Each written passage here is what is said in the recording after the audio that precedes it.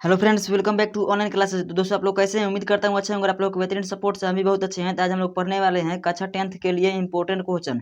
ये सामाजिक विज्ञान का सीरीज चल रहा है, जिसमें आज हम लोग विषय पढ़ने वाले हैं अर्थशास्त्र।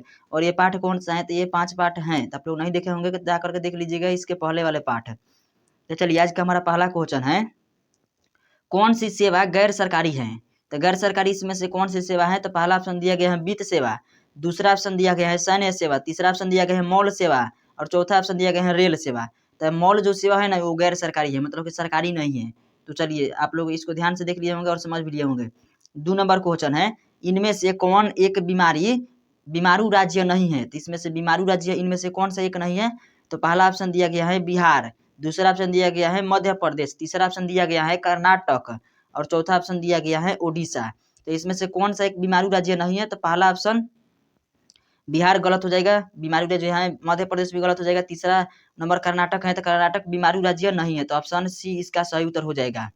अगला क्वेश्चन दिया गया है 3 नंबर में, किस क्षेत्र को तृतीय क्षेत्र कहा जाता है? तो तृतीय क्षेत्र किस क्षेत्र को कहा जाता है? तो सेवा क्षेत्र को तृतीय क्षेत्र कहा जाता है। अब पहला क्षेत्र को क्या कहा जाता है? तो कृषि क्षेत्र कहा जाता है। चलिए, अगला क्वेश्चन है 4 नंबर। 4 नंबर क्वेश्चन में दिया गया है, किस क्षेत्र को द्वितीय क्षेत्र कहा जाता है? तो द्वितीय क्षेत्र किस क्षेत्र को कहा जाता है?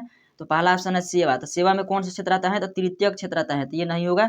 कृषि दूसरा ऑप्शन में दिया गया है कृषि, तो कृषि कामना में क्षेत्र में आता है, तो ये आता है पहल का क्षेत्र में। तो ये भी नहीं होगा। यहाँ पर हम लोग को द्वितीय क्षेत्र में पूछा है, तो द्वितीय क्षेत्र में कौन सा आता है? तो उद्योग आता है। तो उद्योग द्वितीय क्षेत्र में आता है, तो यही इसका सही उत्तर हो जाएगा। तो इसका सही उत्तर क्या हो जाएगा? तो ऑप्शन सी हो जाएगा। अगला क्वेश्चन है, तो अगला क्वेश्चन में बोला गया है 5 नंबर क्वेश्चन है। तो 5 नंबर क्वेश्चन में बोला गया है, मानव पूंजी निर्माण के प्रमुख घटक हैं। तो मानव पूंजी निर्माण के प्रमुख घटक क्या हैं? तो इसका पहला ऑप्शन दिया गया है कि 4 घटक हैं। मानव पूंजी निर्माण कितने घटक हैं? तो 4, पहला ऑप्शन दिया गया है 4, दूसरा में दिया है 6, तीसरा में है 5 और चौथा ऑप्शन में दिया गया है 8 घटक हैं। तो इसका सही उत्तर क्या हो जाएगा? तो मानव पूंजी निर्माण के प्रमुख घटक कितने हैं? तो 5 हैं। तो ऑप्शन सी इसका सही उत्तर हो जाएगा। 6 नंबर क्वेश्चन में दिया गया है, आर्थिक विकास का तीसरा क्षेत्र क्या है? तो आर्थिक विकास का तीसरा क्षेत्र क्या है? तो सेवा क्षेत्र है। तो इसका क्या हो जाएगा? तो सर्व एरिया हो जाएगा, यानी कि सेवा क्षेत्र हो जाएगा। चलिए, अगला क्वेश्चन देखते हैं। तो 6 नंबर हो गया। 7 नंबर, तो 7 नंबर क्वेश्चन में क्या बोला गया है, आर्थिक विकास के मुख्य रूप से कितने क्षेत्र हैं? तो आर्थिक विकास के मुख्य रूप से 4 क्षेत्र हैं। तो इसका ऑप्शन बी सही उत्तर हो जाएगा। आर्थिक विकास के मुख्य रूप से कितने क्षेत्र हैं? तो 4 हैं। अगला क्वेश्चन देखते हैं। 8 नंबर क्वेश्चन में दिया गया है, 5 जवाहर रोजगार योजना कब शुरू किया गया था? तो 5 जवाहर रोजगार योजना कब शुरू किया गया था? तो इसका पहला ऑप्शन दिया गया है 1979 में, दूसरा ऑप्शन दिया गया है 1989 में, तीसरा ऑप्शन दिया गया है 1983 में और चौथा ऑप्शन दिया गया है 1985 में। तो 5 जवाहर रोजगार योजना कब शुरू किया गया था? तो इसका सही उत्तर हो जाएगा 1989 ईस्वी में। चलिए, आगे देखते हैं 9 नंबर क्वेश्चन। तो 9 नंबर क्वेश्चन में दिया गया है, भारत सरकार ने किस प्रकार की शिक्षा को मौलिक अधिकार घोषित कर दिया है? तो भारत ने किस प्रकार के शिक्षा को मौलिक अधिकार घोषित कर दिया है? तो इसका पहला ऑप्शन है प्रारंभिक शिक्षा को, दूसरा ऑप्शन दिया गया है माध्यमिक शिक्षा को, तीसरा ऑप्शन दिया गया है उच्च शिक्षा को और चौथा ऑप्शन है तकनीक शिक्षा को। तो कौन सी शिक्षा को यह मौलिक अधिकार घोषित कर दिया है भारत सरकार? तो प्रारंभिक शिक्षा को मौलिक अधिकार घोषित कर दिया है। 10 नंबर क्वेश्चन है। 10 नंबर क्वेश्चन में दिया गया है, भारत को किस उद्योग के क्षेत्र में अधिक सफलता मिली है? तो भारत को किस उद्योग के क्षेत्र में सबसे ज्यादा सफलता मिली है? तो पहला ऑप्शन दिया गया है कंप्यूटर हार्डवेयर, दूसरा है कंप्यूटर सॉफ्टवेयर, तीसरा ऑप्शन दिया गया है ए एवं बी दोनों। तो इसका सही उत्तर क्या हो जाएगा? तो ए एंड बी दोनों में मतलब सबसे ज्यादा सफलता मिली है। 11 नंबर क्वेश्चन है, विकसित देशों की कार्यशील जनसंख्या का अधिकांश भाग कार्यरत रहता है। तो विकसित देशों की कार्यशील जनसंख्या का अधिकांश भाग कार्यरत रहता है, तो कहाँ रहता है? तो सेवा क्षेत्र में रहता है। तो इसका ऑप्शन सी सही उत्तर हो जाएगा। चलिए, अगला क्वेश्चन देखते हैं 12 नंबर। तो 12 नंबर क्वेश्चन में दिया गया है, सेवा क्षेत्र का निर्माण होता है।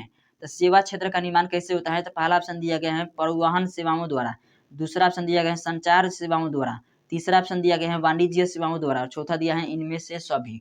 तो सेवा क्षेत्र का निर्माण कैसे होता है? तो इसका सही उत्तर हो जाएगा इनमें से सभी, मतलब कि परिवहन सेवाओं द्वारा होता है, संचार सेवाओं द्वारा होता है, वाणिज्य सेवाओं द्वारा होता है। तो इसका ऑप्शन डी सही उत्तर हो जाएगा, तीनों सही है। चलिए, आगे देखते हैं 13 नंबर क्वेश्चन, एक अर्थव्यवस्था के किस क्षेत्र को सेवा क्षेत्र कहा जाता है? तो एक अर्थव्यवस्था के किस क्षेत्र को सेवा क्षेत्र कहा जाता है? तो इसका पहला ऑप्शन है प्राथमिक क्षेत्र को, दूसरा ऑप्शन है द्वितीय क्षेत्र को, तीसरा ऑप्शन है तृतीय क्षेत्र को और चौथा ऑप्शन इनमें से सभी। तो इनमें से क्या पूछा है कि एक अर्थव्यवस्था के किस क्षेत्र को सेवा क्षेत्र कहा जाता है? तो सेवा क्षेत्र कहा जाता है तृतीय क्षेत्र को। देखिए प्राथमिक क्षेत्र को क्या कहा जाता है, तो कृषि कहा जाता है, तो कृषि यहाँ पर लिख देंगे, कृषि सही उत्तर हो जाएगा। देखो उसके बाद द्वितीय क्षेत्र में क्या आता है, तो उद्योग आता है, तो उद्योग लिख देंगे, तो उद्योग इसके लिए सही उत्तर हो जाएगा। तृतीय क्षेत्र में क्या आता है, तो तृतीय क्षेत्र में आता है सेवा क्षेत्र, तो यहाँ पर सेवा लिख देंगे, तो सेवा सही उत्तर हो जाएगा। तीनों हम लोग प्राथमिक द्वितीय और तृतीय क्षेत्र हम लोग पढ़ लिए हैं अच्छी तरह से। 14 नंबर क्वेश्चन में दिया गया है, एक अर्थव्यवस्था की आधारभूत संरचना का निर्माण होता है, तो एक अर्थव्यवस्था का आधारभूत संरचना का निर्माण किससे होता है, तो पहला ऑप्शन दिया गया है कृषि द्वारा, दूसरा ऑप्शन दिया गया है उद्योग द्वारा, तीसरा ऑप्शन दिया गया है सेवाओं द्वारा। तो एक अर्थव्यवस्था की आधारभूत संरचना का निर्माण कैसे होता है, तो सेवाओं द्वारा होता है। अगला क्वेश्चन है 15 नंबर, तो 15 नंबर क्वेश्चन में दिया गया है, ऊर्जा का मुख्य रूप स्रोत क्या होता है, तो ऊर्जा का मुख्य स्रोत इनमें से क्या है, तो अभी तत्काल में मतलब ऊर्जा का मुख्य स्रोत के रूप में किसका यूज किया जा रहा है, तो यही बताना है। तो पहला ऑप्शन दिया गया है कोयला, दूसरा ऑप्शन में दिया गया है पेट्रोलियम, तीसरा ऑप्शन में दिया गया है विद्युत, और चौथा ऑप्शन में दिया गया है इनमें से सभी। तो ऊर्जा के मुख्य स्रोत अभी तत्काल में है, तो इनमें से सभी है, तो कोयला पेट्रोलियम और विद्युत तीनों है। और दोस्तों कोयला निकालने में और तत्काल में न्यूज आया था कि मतलब कि एक साल में कितने रुपए का डीजल लगता है, तो 4 लाख टन डीजल एक मतलब कि एक साल में कोयला निकालने में लगता है। मतलब कि समझिए कितना बड़ा आंकड़ा है। तो उसी को ये कम करने के लिए अब ये मतलब कोयला निकालने के लिए डीजल का यूज नहीं करेगा। वो मतलब कोयला बनाने वाली कंपनी बोल रही थी निकालने वाली कि ये डीजल का यूज नहीं करेंगे। जैसे कि कुछ आविष्कार करने वाले हैं कि गैस से हम लोग गैस से का यूज करके अपने ईंधन के रूप में गैस का यूज करेंगे और उससे कोयला उसके मदद से कोयला निकाला जाएगा। चलिए आगे देखते हैं, ये करंट का न्यूज था। चलिए 15 नंबर हो गया क्वेश्चन। 16 नंबर देखते हैं, तो 16 नंबर क्वेश्चन में क्या दिया गया है, हमारे देश का कौन सा शहर सूचना प्रौद्योगिकी तथा सॉफ्टवेयर शक्ति का प्रतीक बन गया है, तो हमारे देश का कौन सा शहर सूचना प्रौद्योगिकी और सॉफ्टवेयर शक्ति का प्रतीक बन गया है, तो इसका पहला ऑप्शन है दिल्ली, दूसरा है मुंबई, तीसरा है बेंगलुरु, चौथा है चेन्नई। तो इसका बेंगलुरु सही उत्तर हो जाएगा, ऑप्शन सी में दिया गया है। 17 नंबर क्वेश्चन में है, विगत वर्षों के अंतर्गत बिहार में किस क्षेत्र का सर्वाधिक विकास हुआ है, तो विगत वर्षों के अंतर्गत बिहार में किस क्षेत्र का सर्वाधिक विकास हुआ है, तो इसका पहला ऑप्शन दिया गया है कृषि क्षेत्र, दूसरा ऑप्शन दिया गया है औद्योगिक क्षेत्र, तीसरा ऑप्शन दिया गया है सेवा क्षेत्र, चौथा दिया है इनमें से कोई नहीं। तो इसका सही उत्तर क्या हो जाएगा, तो सेवा क्षेत्र इसका सही उत्तर हो जाएगा। 18 नंबर क्वेश्चन में दिया गया है, डैश ग्रामीण रोजगार की एक राष्ट्रीय योजना है, तो डैश ग्रामीण रोजगार की एक राष्ट्रीय योजना है, तो कौन सा है, तो मनरेगा है। मनरेगा एक ऐसा योजना है ना जिससे कि आपको रोजगार चाहिए तत्काल में, तो आप लोग साल भर में 100 दिन रोजगार दे देगा सरकार। चलिए दोस्तों आज के लिए इतना ही। वीडियो देखने के लिए धन्यवाद। Thanks for watching this video. ये अर्थशास्त्र का क्वेश्चन था।